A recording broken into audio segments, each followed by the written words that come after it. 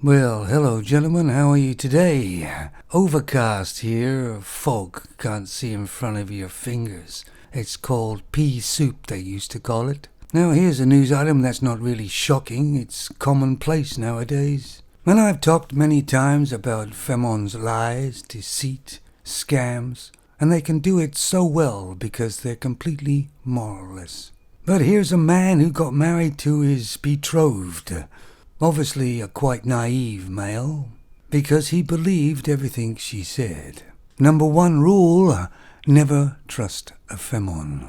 Anyway, he got married to this Femon, and a year later or so, she had a baby. And it was completely happy families. And the family had two sort of dogs. And one day the man thought he'd check his webcam at home while he was at work to see how the dogs are doing. And he saw his wife laying on the floor on her laptop, FaceTiming somebody, and getting the little girl to say that he's daddy. So the man watched a while, and she kept on mentioning, say thank you for your present to daddy. He thought he was the daddy. Anyway, he phoned his wife and confronted her about it. She denied, of course, everything, as they always do. But eventually the man had a DNA test done, and it was found out he was not the father of the child, even though the Femon had signed the birth certificate as he was the father. And later on he found out that she'd been having an affair with a guy for almost 3 years already. Now the paper, or the media of course, has protected the Femon's identity, because they're helping them lie, deceive and scam. The Femon won't take accountability for what she said and done, and the paper and the media won't let her do it either. Femons are not held accountable for their actions.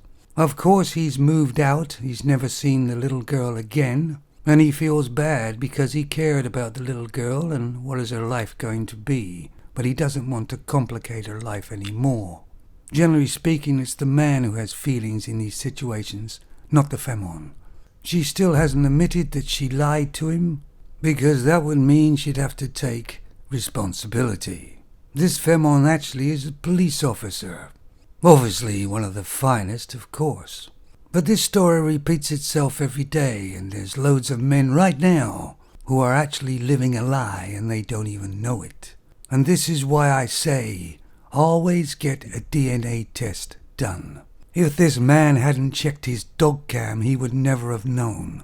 And his wife, the Femon, would never have told him. So he would have been living a lie, and so with the child. I'll put a link to the story down below.